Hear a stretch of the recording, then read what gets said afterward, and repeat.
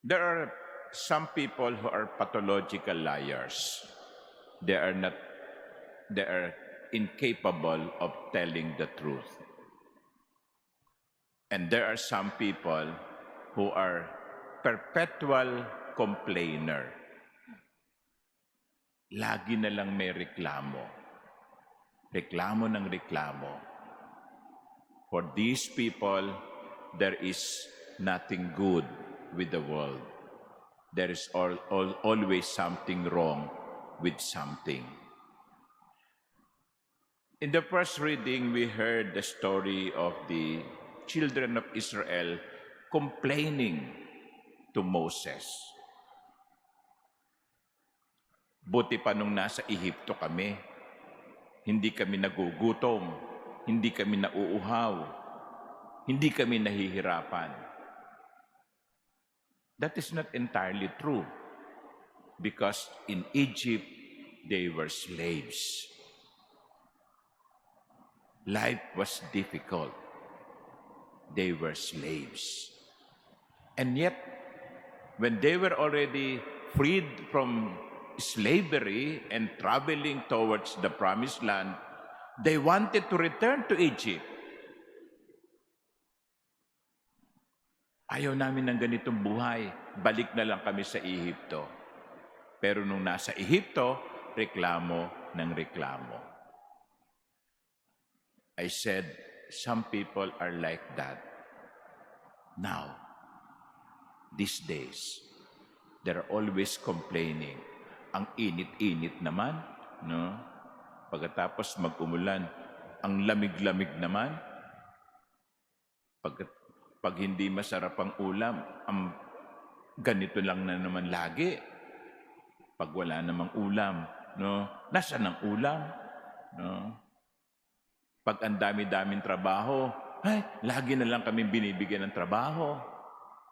Pag wala namang ginagawa, ang tagal naman ng oras. No?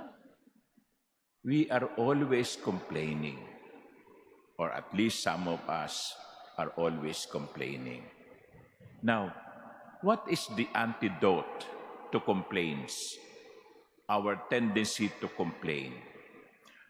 In both the first reading and the gospel, there is a gesture that is being given or suggested to us.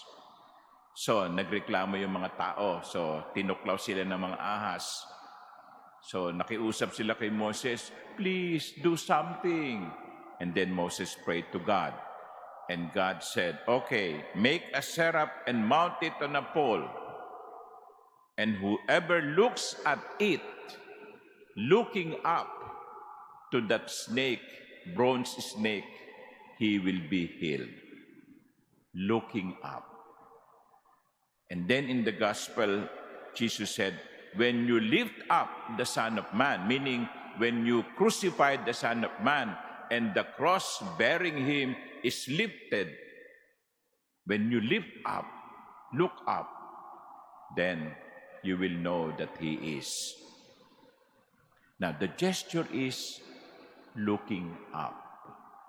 To look up to heaven and to be grateful for the many blessings that we have received.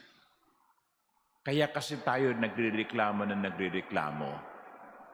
Bakit wala nito? Bakit wala noon? Bakit kulang ito? Bakit kulang yon? We do that because we forget the blessings that we have received. We always complain of lack. We fail to see that we are full. Kapag nakalimutan mo yung pagpapalang binibigay sa ng Diyos, totoo nga, magrereklamo ka na lang lagi. And so, when we are tempted to complain, let us look up to heaven and be grateful for the blessings that we receive. Amen.